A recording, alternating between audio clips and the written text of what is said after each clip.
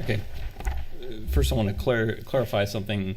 If there was a miscommunication or misperception at the end of the last session, I want to make sure that gets put to rest. This was not forwarded as a take it or leave it, this is the way it's got to be.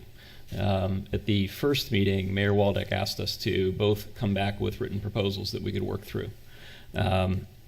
We went to the length of drafting what looks like a fairly lengthy, it's a 4-page legal agreement, because frankly, this was the step that we all stumbled on last time. And I thought that it would be wisest for us to have a document that we could work from, to redline it, whatever we need to do to change things, but to figure out a way to get through these topics and have something that we walk out of here where we say, look, this is what we can support. It was not presented as nor intended as a take it or leave it, this is the way it's got to be. It does encapsulate, I think, what we feel are the critical issues that need to be addressed. So I can just touch on these. I'm happy to kind of chat through them. There's, all of section 1 is essentially ways to address some of the concerns that, or requests that BCS has made in the short-term meetings. I said this last time, I'll say it again. This has not been vetted by the rest of the district board. So Tammy and I are the only ones who have gone through this.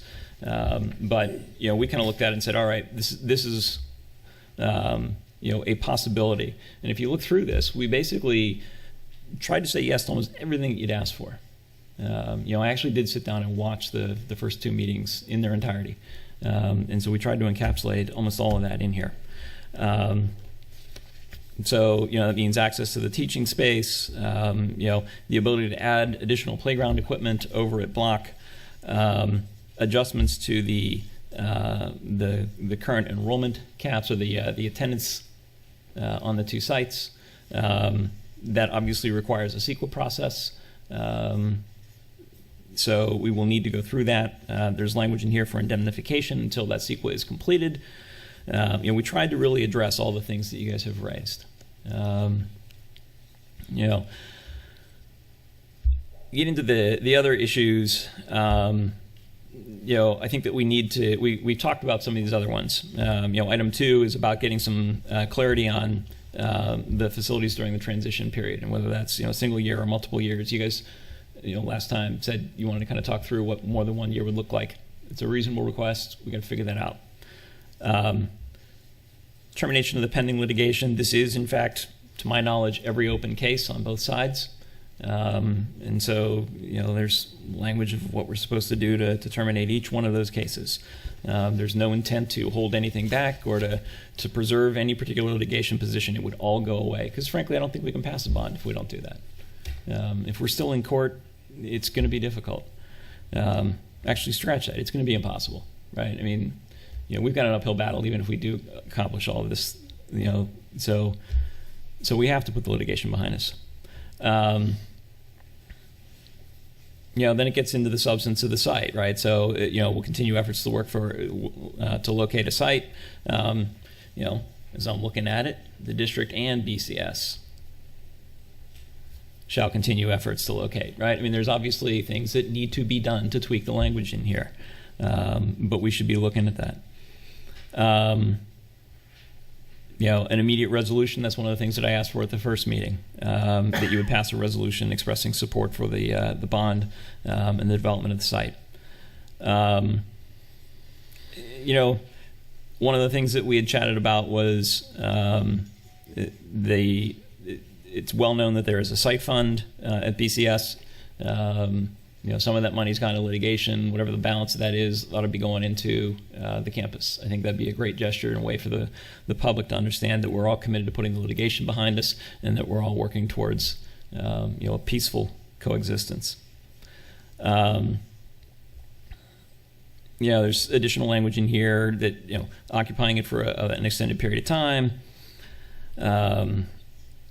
There's the item here on the enrollment preference. I think that is a key item that we do need to get through. Francis, I understand your resistance to this, but the people that we need to get support from have said very clearly that they have concerns about these issues.